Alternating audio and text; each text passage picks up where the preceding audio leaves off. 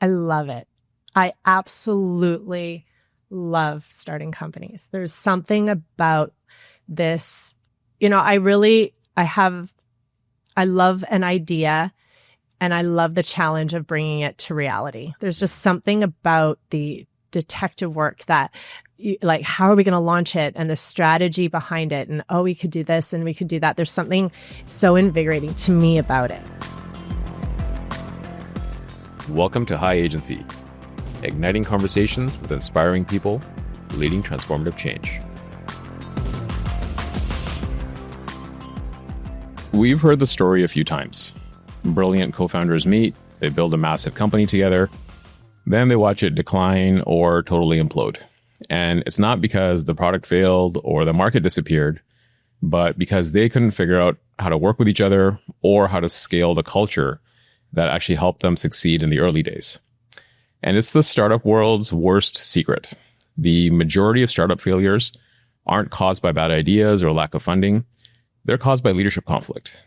And this reality becomes even more striking when you consider that all the unicorn tech companies founded in Canada, only 3 have been built by women. And one of those rare founders discovered something revolutionary through multiple successful exits with the same business partner across decades. And it's that co-founder relationships don't need to be left to chance or imagined as lightning in a bottle, but they're actually a learnable science. So today, we're joined by Tanis Jorge. She's a serial entrepreneur, author of the Cofounders Handbook, and one of the voices reshaping how we think about building companies together. From scaling the global identity verification powerhouse as co-founder of Trulioo to teaching entrepreneurship to the next generation, she's proven that formal education isn't always the ticket to success, but understanding human partnership dynamics might just be that ticket. She's even coined memorable rules for the journey, including her famous first commandment, no business partners with benefits. And with over 20 years of experience building successful startups, Tanis has established herself as an authority on entrepreneurial partnerships. And today, Tanis channels her expertise as author of the Cofounders Handbook and as founder of the Cofounders Hub, where she advises on building effective co-founder relationships. Welcome, Tanis. Thank you, Mo. That's a great intro. It's a great life. I mean, you've had some very amazing experiences and obviously you channeled them and now you're helping others. That's right. Yeah. So I first learned about Trulioo years ago. We, as Skyrocket, my brand marketing agency, we pitched Trulioo for your business. We didn't get the gig, but that's okay. We're not offended by that at all, obviously, because you're here. But that was over a decade ago. Right. And since then, obviously, Trulioo has gone on to do amazing things. You've since exited and are doing other things in your life. Yeah. But I want to talk a little bit about the early life of Tanis Jorge and how and why you became a tech founder and where it all began. Yeah. You were that little girl on the playground thinking about identity verification systems and you had a dream. So where did it all start? I love it. I love thinking about that little girl, actually, because I have to smile. That little girl had so many dreams and she had no idea how she was going to achieve them. So I grew up, my parents were, they were great. They were I had a fabulous childhood. My dad was, when I was born, by that time, he was in sales. He did Yellow Page sales advertising. And my mom was a stay-at-home mom. And it was really neat growing up because my dad's previous life, he used to do door-to-door vacuum cleaner sales. So you can imagine what kind of that gig is like. Yeah. But he was, he was early on into like sales strategies and self-help and stuff. So I really grew up, when I look back, I grew up with a real air around you can achieve anything. My dad had a saying that said, Tanis, everything is just a numbers game. So you just keep going and you'll succeed.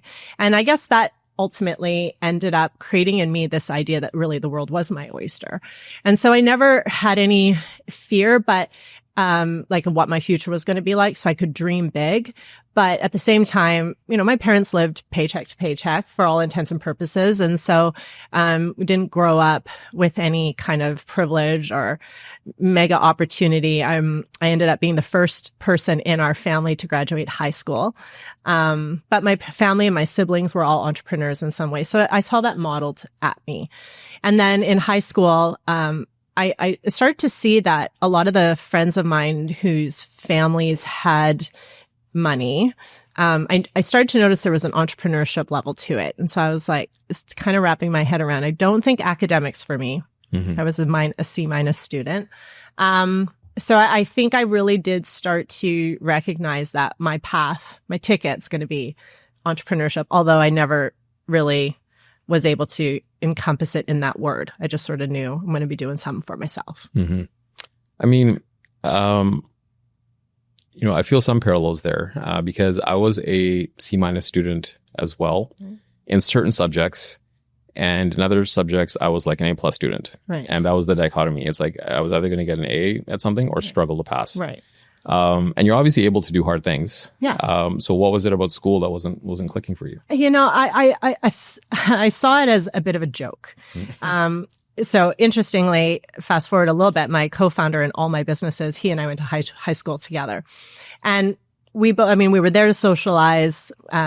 We were there more to have fun and enjoy. But there was a point through school when I started to realize that there was this conformity requirement that you had to, I remember in particular a project that we did, and we went so outside the box, and we came back and submitted it, and we ended up getting a C something, and it was all because I didn't answer the 10 questions that were required. And I was like, yeah, but we did a video presentation, did a whole bunch of stuff. And I remember thinking, this is ridiculous. We went over and above what was required. And yeah, it wasn't what was required, but it was unique, and the class was inspired, and it was fun, and yet we did it. So I remember just being really like, this is silly.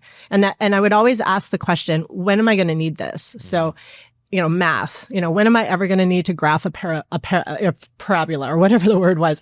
And I didn't see any point to it. And I think that mentality is actually what makes me do the things that I do. If I don't see the point of something, I usually won't do it, or I'll figure out how to do it in a way that just gets it done. And so I think that's what school was to me. I kind of saw through the facade that this was really dumb, that this was just busy work, and it was just more of a place. So that's sort of where my mental brain was. And plus my family was never, they were just happy I was going to get a high school diploma. So I was never asked, are you going to go to university or are you going to go to college? That was never a thing. Yeah. So where did you go to school? Where did you grow up? I went to, I grew up in Wally, and I went to public school till grade 7. And then I went to Holy Cross High School for high school. Yeah. Got it. It's a very, very local story. Yeah. And just because it's come up and it's a recurring theme of the co-founder relationship, who was your co-founder? And you mentioned that you guys went to high school together. Yeah. So is this like a group project that just kind of never ended, or? Yeah. So Stephen Efford was 2 lockers down for me through all of high school because of our last name. So we were always kind of put together. My maiden name was Wingenbach. And so we were always beside each other. And so over those 5 years, we saw each other all the time, obviously first thing in the morning at your lockers. And then we just created this really incredible friendship. We were best friends all through high school, did everything together. And, we just had this great connection. We really again, I'm thinking back, but at the time we just really enjoyed each other's company. We both believed the same thing about education too. So we kind of, we didn't take it seriously, but we also, enjoyed the journey. So, so that was Stephen. Yeah. And so then after high school, what was your first big foray together? Yeah. So after we graduated, I actually also met who became my husband as well in high school. High school was a very informative. It's a very productive time for you. Time for me. I got a lot done.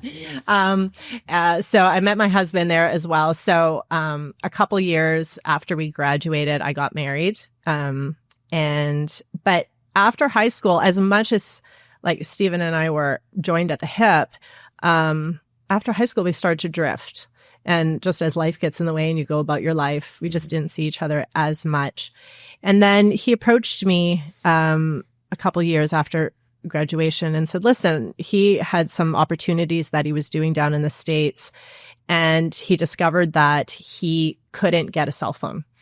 And part of the reason for that was because there was this thing called a credit report, and he had a bad credit score. And so he looked into it, and you could get a credit report online in America. But when he came back to Canada, it was still this super antiquated system. You had to fill in a form, mail it out. They mailed something back. It was really old school. So he started to look into it and realized that, yeah, this option was not available. That was in the States. So he took me out of Earl's in Langley one day and just said, listen, I think we can do this thing.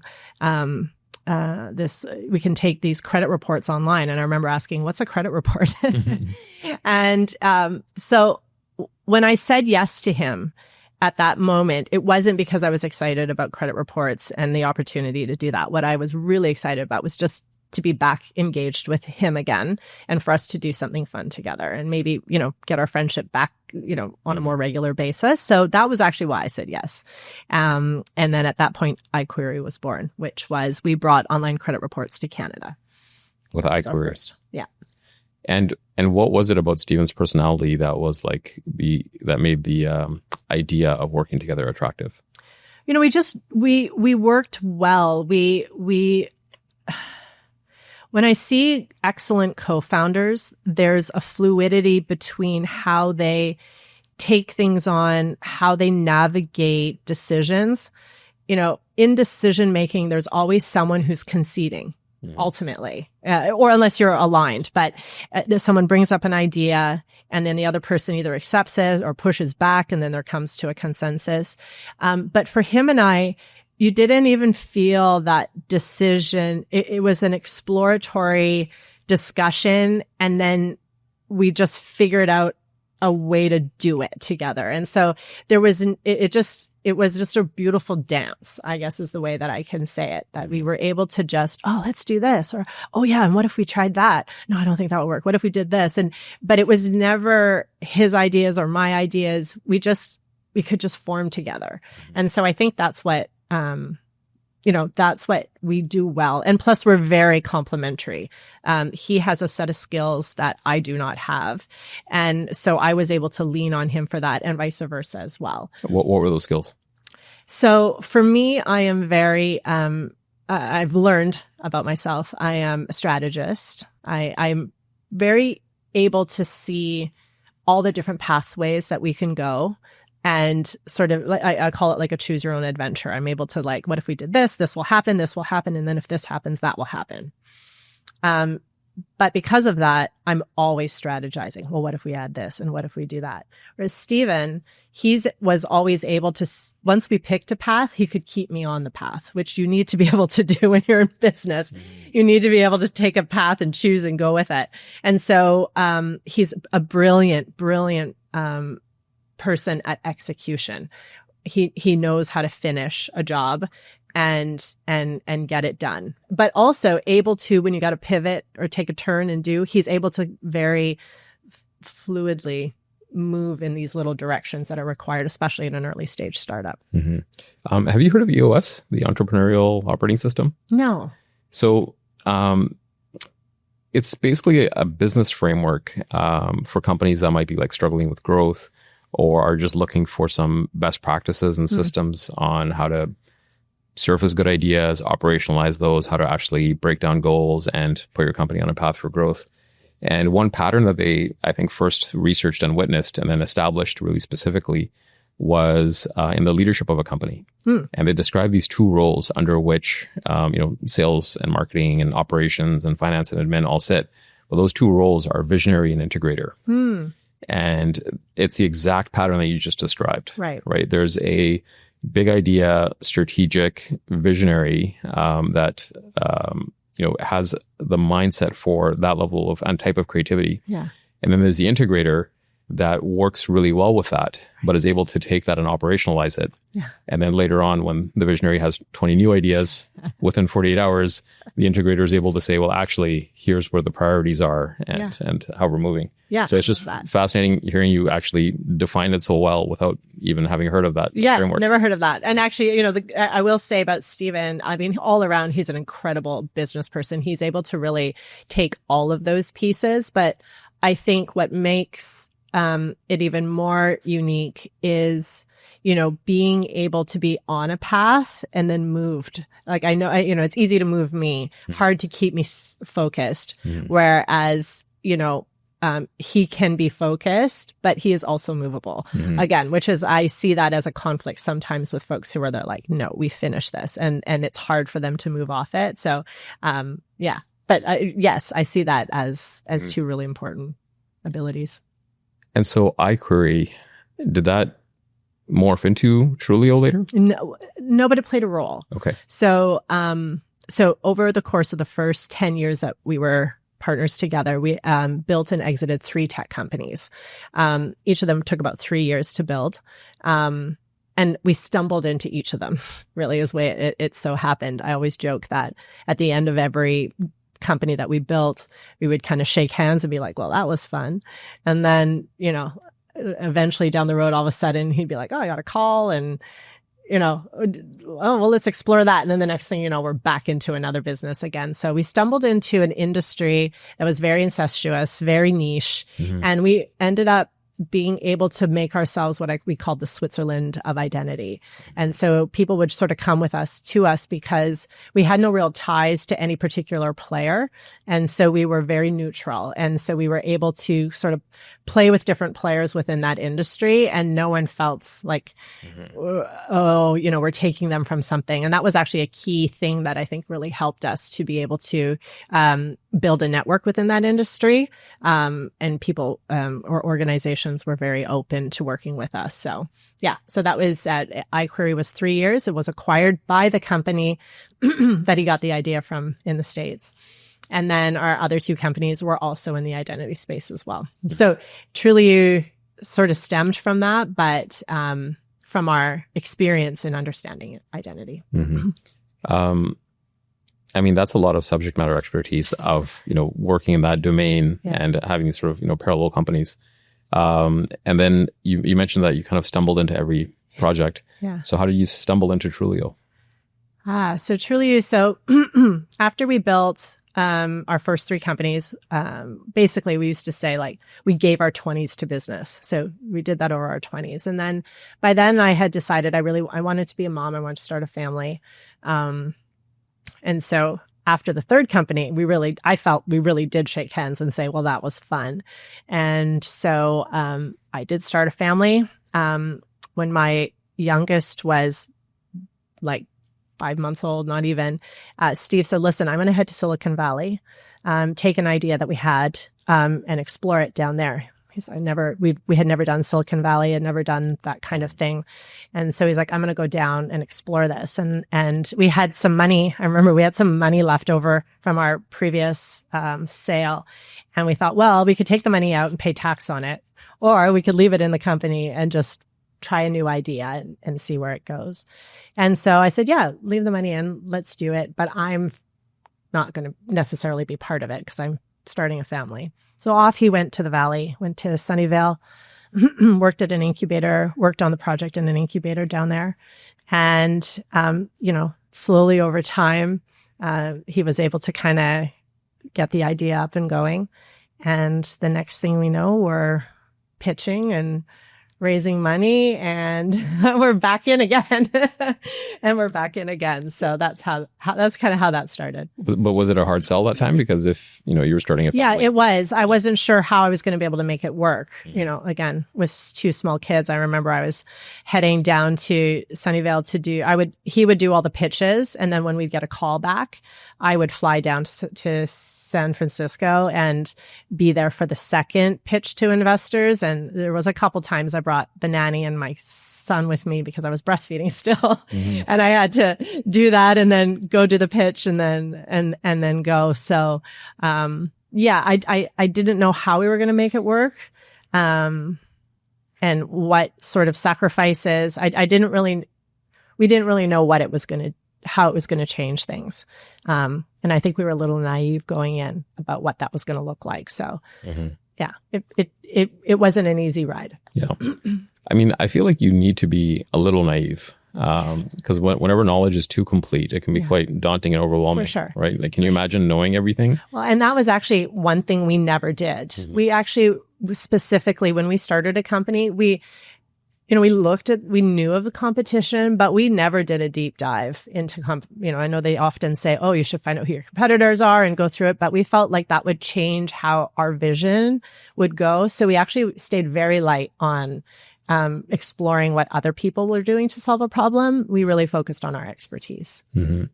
So why, what is it that keeps you coming back? Because I think for some entrepreneurs, a couple of exits and they're set and they're, moving on and doing other things. Yeah. But the actual building of a company, I mean, that's a pretty specific activity, right? Yeah. So what is it about that kept you coming back?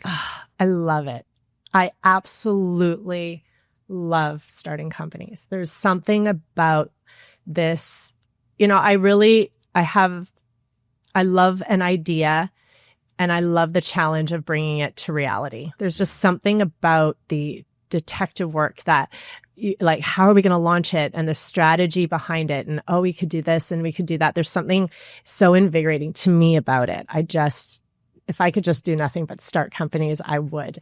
And so I think for us, it's that real exploration of how do we bring this to fruition. It's like a challenge. And so I always say many times the quote of how, go in and do what you love. I did not love identity. It was never anything that I was at all passionate about. The subject matter, even the players, the organizations, it's all very banking and fintech and it's all this sort of thing, which is totally not my thing. But I do have a passion for starting companies and solving a problem. So I often say to entrepreneurs, like, if you have an ability in an industry, even though you don't love it, if you fall in love with solving it, that's just as exciting as whatever your subject matters. If you can love your subject matter, that's great too. Yeah. But it doesn't need to be. I think there's some advantage there. So there's a couple of things. I mean, one, the idea of making something real, like I really vibe with that a lot. It was actually the genesis of even our agency, Skyrocket, right? We loved working with startups in the early days because there was such an opportunity to go from like a whiteboard and then make it physical and real. And now it's doing things in the world. So exciting. Yeah. And we were doing that as like a factory, right? Yeah. So it was just on a conveyor belt, like one after the other, different industries, different companies. It was super fascinating. But what you said about, not being in love with the subject matter, like I'd argue there's even some advantage there. Like some of our clients today, we talked to like senior leadership and some of them kind of fell into that industry.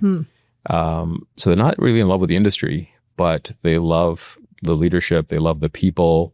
They love the building of the engine, right?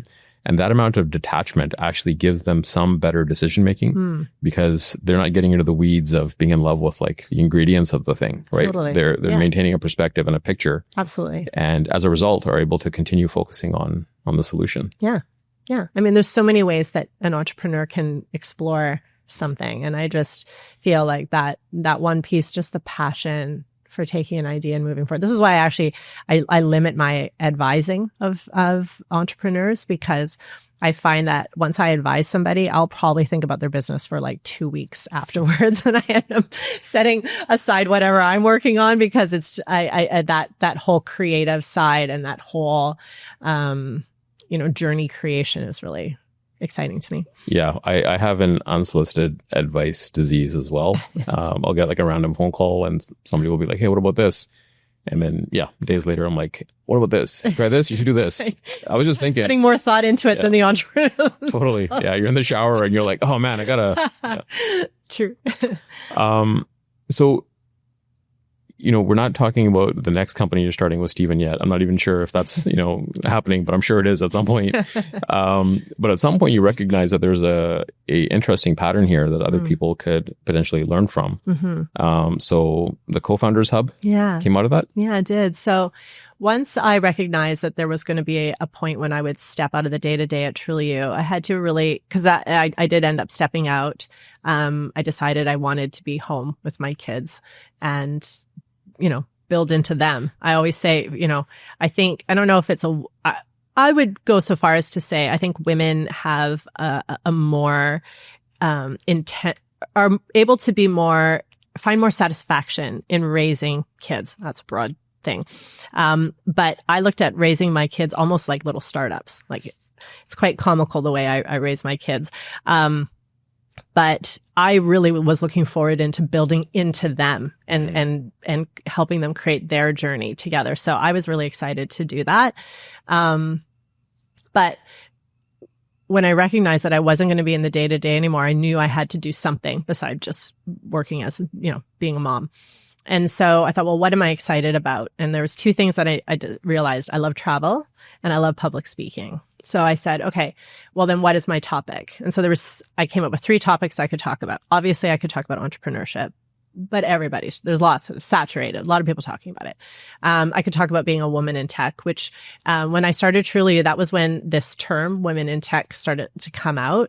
And to be honest, I didn't identify with that very well. I had never thought of being a woman at all. It was never something that as a woman in tech, I didn't feel comfortable with that title. So I thought, well, I'll stay out of that venue there. But the other one that I would get a lot of entrepreneurs coming to me for asking was like, how have you built 4 companies with the same person? You're still friends. Like, how did you do that? And I realized, okay, that's something I could probably explore. And so I just dove into that. I dove into the topic. I spent a lot of time really trying to figure out what did Stephen and I do well together? What did we do not well together? Because Trulioo was probably the more difficult company for both of us, not really understanding life stage affecting how we were going to work together. It's not high school anymore. It's not high school anymore. And it's not like I had other priorities too. I couldn't just pick up and head to Australia, at any point anymore.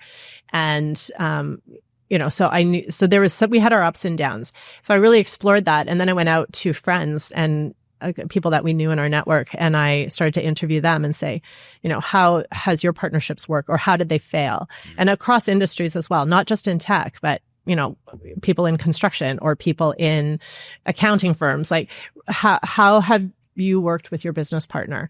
And I started to get all this really incredible information. And then I thought, oh, hey, I think I need to write a book. Okay, I'll write a book. And so that's how the Co-Founders Handbook came to be. It was a real, like from the trenches, from my experiences, but as well from those who have gone before and actually in co-founder partnerships. So let's go back to Trulioo for a split second. Yeah. What was because you mentioned it was a harder startup, a harder business. There was, life stages. So I'm imagining there's some of the obvious stuff that shows up, right? Because your priorities aren't going to be as absolute as they once were towards the business. Yeah. What else were you challenged by during that time? Yeah. Well, commitment. Realistically, if it came down to, I was raising 2 kids. When we started Trulioo, I had 2 kids under the age of 2, technically. And, I wanted to be the best of everything. I wanted to be an incredible mom, incredible wife, and I wanted to be an incredible COO of a rising tech company. And I really struggled with that. And I found it very difficult. I found just exhaustion as a piece of it, but also, this dichotomy of your brain. During the day, I'm thinking about this, but when I get home, I can't think about work like I used to be able to do. Now I'm mom. Now I'm making dinner. I'm organizing the nannies. I'm, blah, blah, blah. Like it was a dualness of my mind that I found really, really difficult. So I think what we didn't realize was now as a co-founder of a company, I was dropping balls that I would never have dropped before, or I was not able to fully put that mind focus into it that I needed to, and it would cause some struggles. Even our roles what was typical before somewhat had to change. A lot more went on Stephen's shoulders than we ever had to put on his shoulders before. So we had to work through that. That whole experience was tricky, and it put strain on our relationship through that. And we worked through it, but it wasn't easy. Mm-hmm. And there was a lot of concessions and a lot of having to try new things, which we never had to worry. We had almost like a cookie template from the previous companies, and we thought we could just fall into those roles again, and it did change it. So, yeah. And I guess being an absent parent and neglecting your children wasn't an option for you, I guess? Yeah. No, not for me. Yeah, okay, fair enough. I wanted to be awesome at it all, unfortunately. Well, I mean, the cool thing is, because I think for a lot of stories, it could have stopped there. It could have been that, we were able to build companies at a point in time because there was more, congruency. Mm-hmm. And now things are different and we can't. Mm. But you were still able to navigate that, right? So additional challenges, but you were still able to figure it out. Mm-hmm. So what is it about, I guess, you and Stephen's relationship that you were now encountering new challenges, but still able to solve them?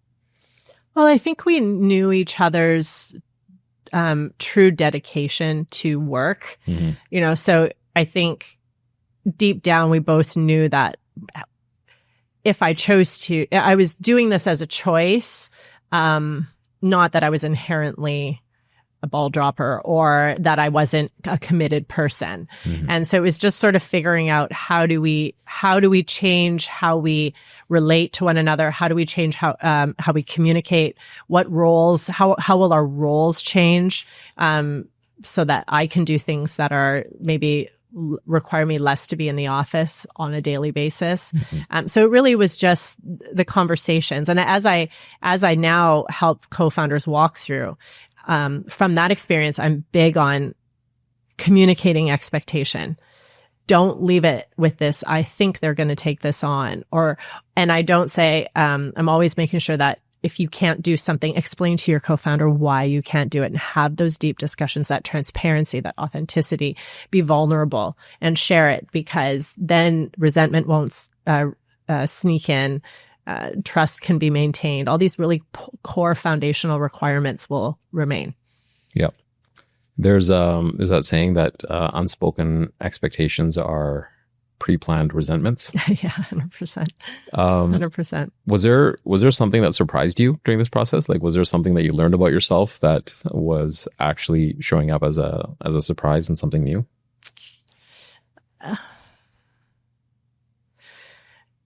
It was very hard to make the choice to prioritize family when the company was starting to show signs of success. And you never know in those moments when you'll choose money and success over what you actually prioritize. And so I think I was surprised at my ability to maintain both priorities as best as I could. And I think at the end of the day, that's what bothered me the most, was that I felt like I was kind of half-ass in one and half-ass in the other, which was driving me batty. Mm-hmm. So it came to the point where Steve and I finally had to sit down and we just said, look, I can't do this any longer. Like, we have to get even somebody who can be fully committed. So the decision was made to find somebody to replace me. It took about a year. We ended up finding Zach, who's ended up being an incredible, still with Trulioo today, as COO. And, we were able to find somebody and go through that process. And it was great. Like, we recognized that, this had to happen. Mm-hmm. So. Yeah, and it requires a lot of trust, right? That you can have other priorities and that things will, if you communicate well, things will show up to fill the void. Mm-hmm. And make sure that perhaps problems are getting solved in ways that you didn't previously imagine. Mm. One of my favorite stories to tell, it's not actually mine, but it's somebody else's, but I feel like I have to share it. Mm. There's this gentleman named Jesse Chadda. He's a PhD tech entrepreneur. Lives out in New Jersey. He has this company called Axtria, and they do sales analytics and work with a lot of pharmaceutical firms. And we were actually meeting at Collision in Toronto a couple of years ago. And we were meeting over coffee, and I was kind of giving him some props for winning some awards, and they had like, quadruple digit growth for a number of years, and the company was like north of $50 million. It was incredible startup story. And so I was just complimenting him as in like, what an amazing story. This is great what you've done. And he kind of paused for a second and said, Mo, he goes, I'm proud of what we've done, but he goes, I'm more proud of how we did it. And I said, what do you mean? And he said that from the moment they founded the company, and this is like a decade prior, longer, I think, he said that one of his non-negotiables was that he was going to be doing 10 weeks of vacation per year, no matter what. Love it. Right. And that had been communicated to investors. It was communicated to the board, but that was just a very, very clear thing. And he said in the company's lifespan of like a decade plus, he never broke that. And so he said there was one occasion where he broke it a little bit, but that meant that his kids and wife had to leave on a flight first. And he had to stay back and sign some papers because they were about to onboard something huge, and it was just ridiculous, right? So he had to leave a couple of days later, right? And that was like the only compromise he had on that point. Love it. And he had so much trust in the people that he had recruited and in the company and in their strategy that he knew that he had the team that would fill the gaps, that would make things happen. And he had a lot of trust in that. And yeah, to be a tech founder, to not only have the accolades, not only have an incredibly high performing company, but to have stuck to the 10 weeks of vacation time a year rule as an absolute was incredible to me. It's so important. So we're about to launch a product. There's a whole bunch of processes that I feel people need to go through to build strong co-founder partnerships. But ultimately, it begins with really, truly understanding yourself as an entrepreneur. And one of the key pieces we have in this Entrepreneur DNA program is really sitting down and identifying your need. And a need is something that you may have no needs. You may have 1, 2 max, but these are the things that are non-negotiables. And we often don't necessarily think about that. And sometimes these non-negotiables are big ones, like a 10-week vacation. Like that's a big commitment that your co-founder would have to take on or your company. But I think they're really, really important. And I always say, everything is workaroundable. I don't know if that's a word, but everything is workaroundable. If you have a person but you need to identify what they are and talk about it and prepare it, and the person on the other end, receiving end, has to accept it. But everything is workable. And so having these needs and not, and then secondly, your wants. It isn't your wants are also important. They're what's going to make your journey worthwhile. What do you need to do? Whether it's a corner office or I want to be able to bring my dog in, it isn't necessary, but it's what's going to make this journey of entrepreneurship palatable. And so there's these really key conversations that you need to have. And that is exactly one of them. But you really need to actually decide what they are and have a conversation and say, this is a non-negotiable, and then work through it. And there's ways to figure it out. Is that in the book? It is. Yes, it is. It's in the book, and it's going to be in the program too. Mm-hmm. So when you came through these experiences and you noticed this pattern around people coming to you with a question of how do we work together as co-founders, as better partners, what else did you witness that was showing up in your relationship with Stephen, but that you also saw in other productive co-founder relationships? Yeah, a lot of it so Stephen and I, for a vast majority of our partnership, we had a partnership desk, I think a partner's desk or whatever they're called. We sat across from each other. So we shared an office, the two of us, and we sat across from us. So the level of communications that we would have, we'd be constantly talking. It ended when we had to start taking calls and no one wanted to leave anymore.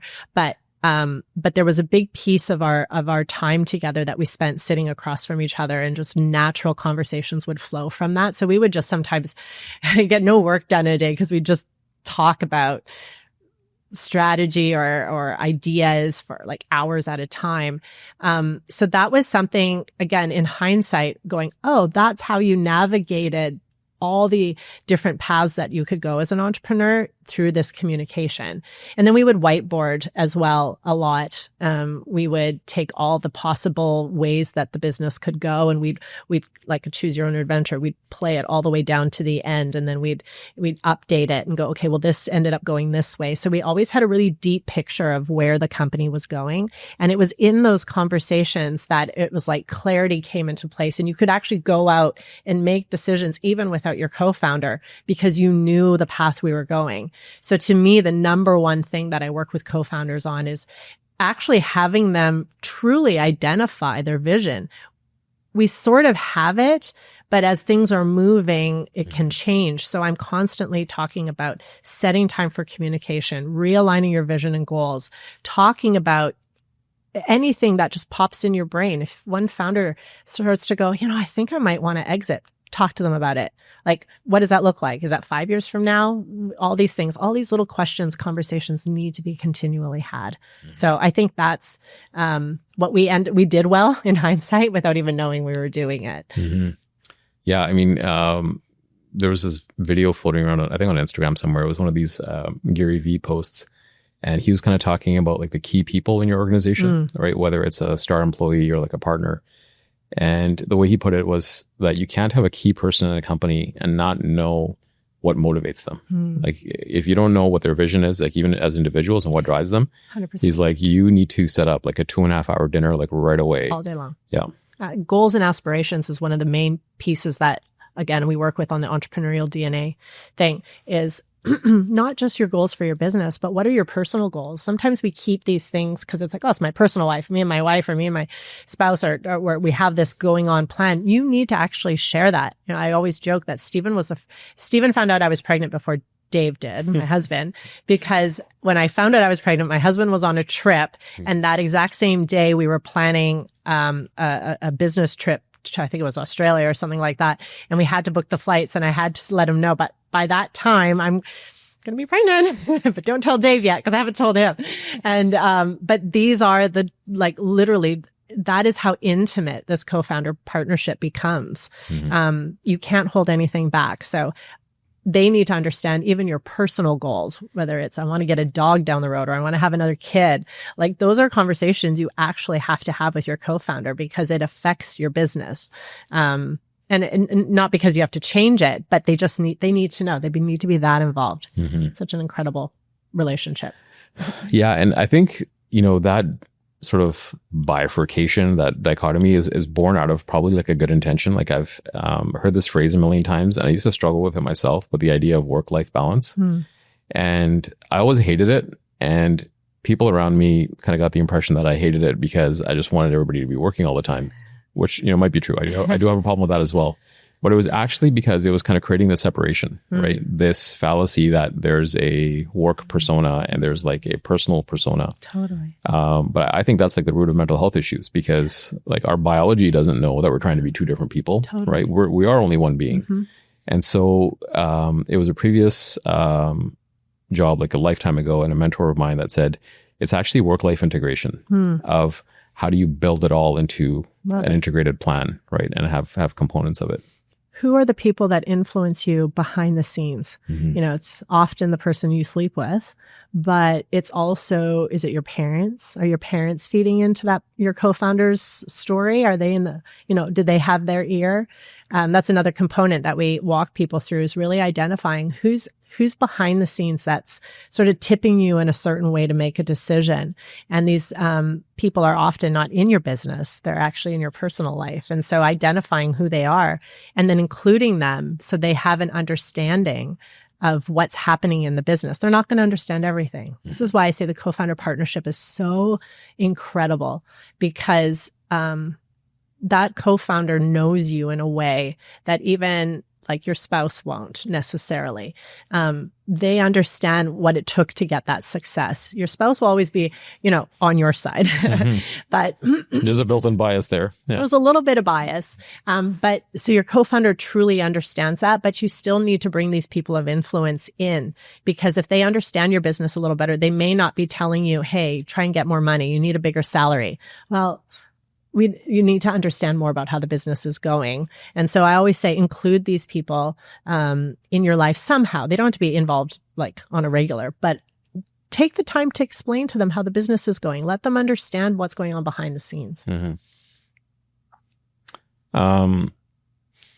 So I'm having a bit of like an Oprah moment here because there was like an epiphany that just like hit me right now that I wasn't expecting actually. Just kind of hitting me like a bit of a ton of bricks. I'm kind of thinking back to even like this business with the agency and where like we had failures in partnership because it's something that I don't actually talk about or even think about that often myself because I was left with a business and there's some trauma around it. So you kind of tend to push it out of your mind. Yeah. But yeah, Skyrocket was started as, I was one of 3 partners, right? And like almost 14 years ago now, first partner lasted a year and we were okay with it. It was like, he was an asshole and there wasn't much to discuss about there. But then years later, I had a falling out with the, partner that I think was really the sort of like the design, the creative, like foundation of this place. And it's hitting me now that it was entirely around unspoken expectations, right? He had a family and he had some ideas around moving back to South Africa and kind of carrying on remotely and perhaps even kind of building a business arm over there. And I think both of us on some level were probably just carrying around like volumes of information of expectation, ideas, and like how this is going to go forward. Mm-hmm. And I think we had maybe talked about it a little bit and then just assumed that, we've been working together for like, 5-6 years at that point. It's going to be fine. Yeah.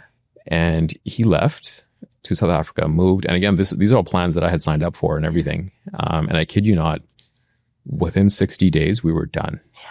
Like it was over. Right. And it got ugly and it was bad. And at the time, I think I was quite sort of accusational when I look back on it. But now the more I think about it and actually hearing you talk about this, I'm like, man, we didn't talk anywhere near we should have, right? Like these days, there isn't a client that I don't have the deepest conversations with when we're onboarding because we have to. If we're going to do this together, we got to connect. Absolutely. And I don't think we did that. Yeah.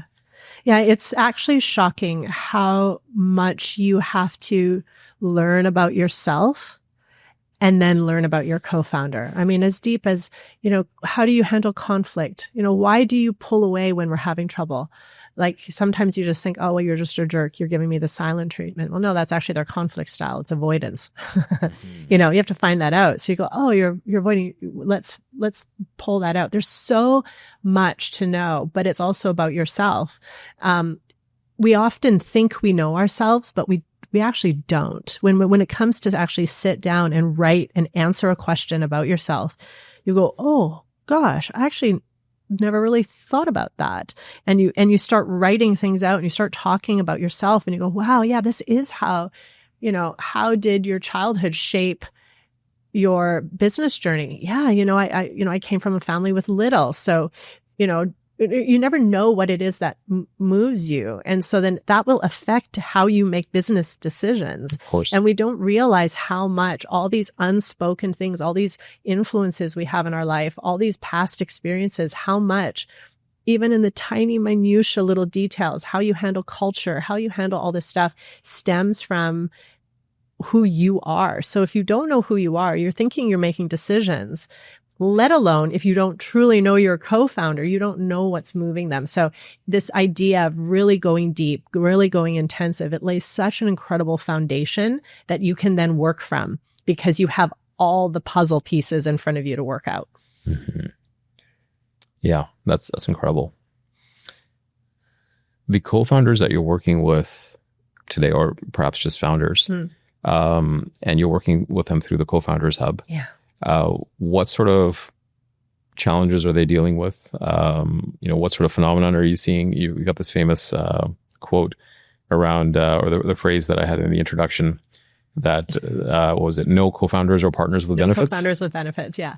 And is that, have you ever witnessed that? People are dealing with this? Oh, I've witnessed many things, It's everything from founders hit with illness that they never anticipated, or founders getting divorced, or just done or recognition that that person's skill set no longer works in the role that they have. Oftentimes as founders, it's our baby. It is an extension of who we are. And to be able to pull away for some, that's a really difficult thing to do. So there's a lot of different struggles that co-founders have. My goal is always to get to people before there's any trouble, dig your well before you're thirsty. So doing the work that is required so that when you come to a challenge or a new issue, you've already even talked it out, hopefully. When the idea comes, should my kids work in the business with us? Hopefully you've talked about that before that your child is of age that can work in the company. And so you can talk those things out. So it's really, really, if I can get to somebody before trouble happens, that's perfect. That's the best place. Unfortunately, oftentimes I get the co-founders that come in and say, yeah, we've actually only been talking to each other through our office manager for the last 3 months. And so, and it's such a private experience as a founder who's struggling in their partnership. It's very isolating. You can't talk to your investors about it. You can't talk to you can only talk a little bit to your at-home family. How much do they want to hear about this? They, and they're just going to say, you're right. Your team, you don't want to ever show that there's trouble behind the curtain. You want to stay confident. So it's actually very isolating for founders as they struggle. So I often get people who come to me at that stage, which is great too, because there is an opportunity to reconcile if both parties or all parties are willing to do the work and come through it. But hopefully I can get people before conflict starts. And I mean, some of that's human nature as well. 100%. Right? Yeah. It's why, painkillers outsell vitamins. Absolutely. Right? 100%. We have to wait for some of that pain to show up before we're motivated. Well, I get founders say to me all the time, oh, we're the best friends. We work great together. And again, I've seen that so many times where it's like everything happens until something happens. Sometimes it's when a raise happens. They raise their next round. There's more pressure. All of a sudden, we have to make this big decision. All of a sudden, we're in conflict.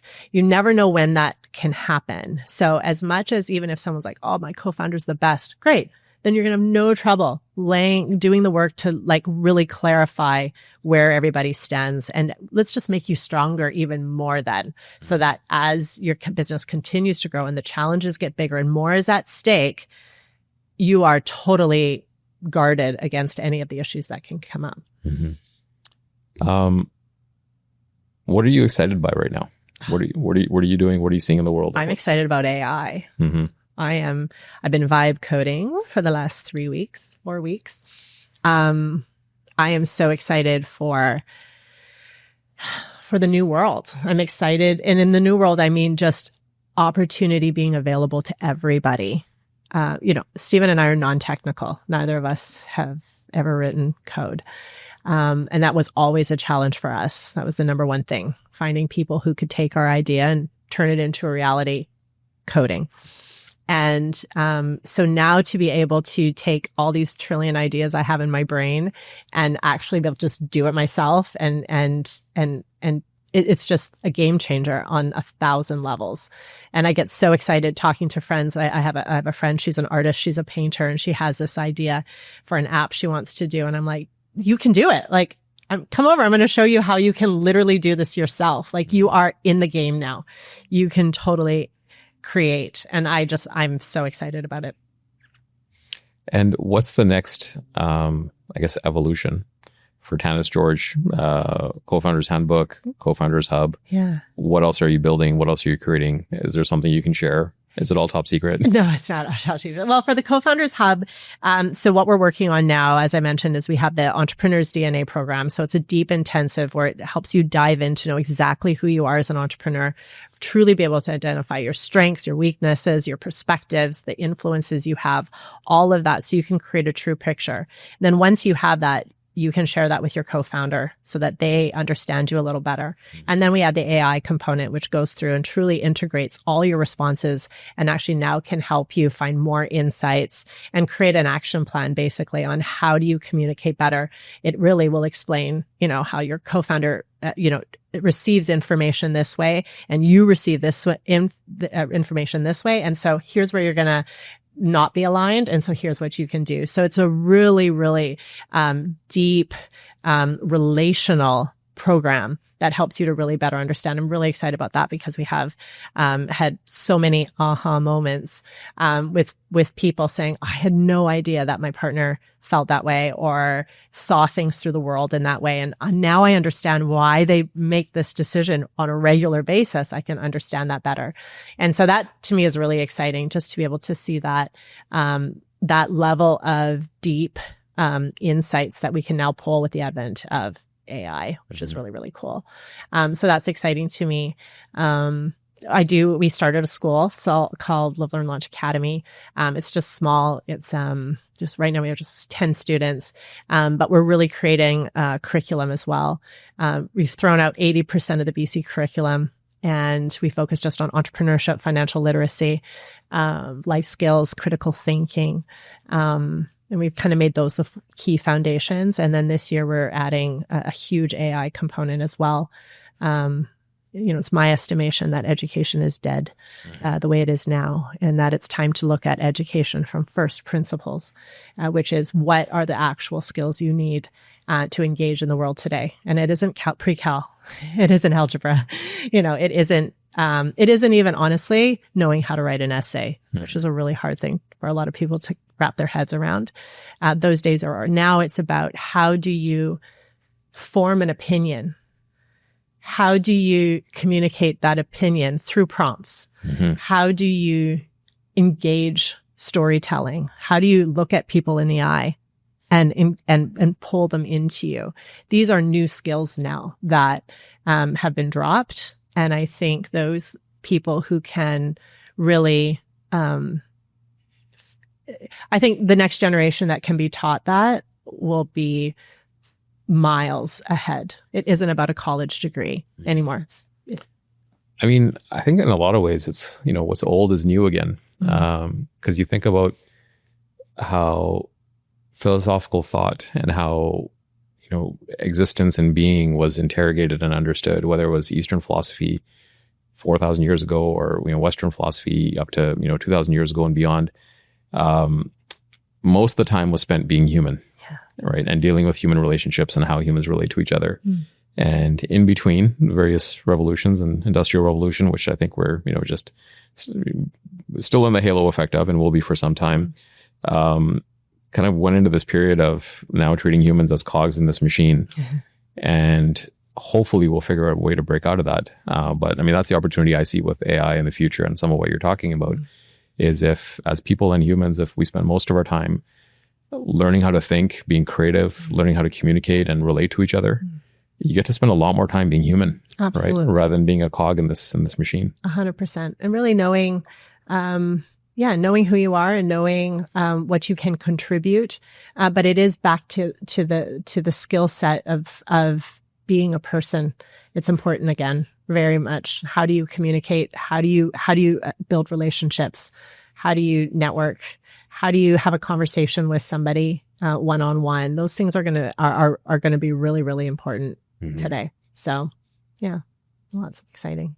I'm excited for it. I do see the challenges ahead, but I also think that for those who choose to embrace it today, it's the Wild West. It is the beginning of the start of something. And right now we have so much opportunity, but we have to grab hold of it. And I think we have to be intentional, especially with the next generation, to make sure that they are learning in today's world, which is absolutely completely different than even what it was when I was in school.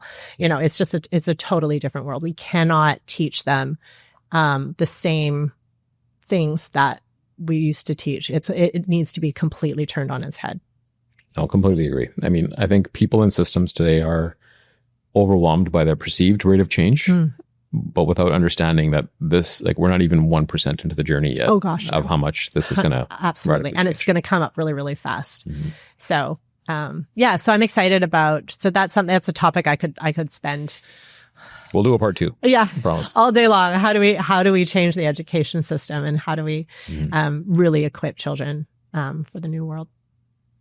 So Tanis, you continue to do lots of stuff. If people want to learn about you and follow you and figure out what you got going on, where should they go? Yeah. So you can, LinkedIn is where I'm most active. So on social.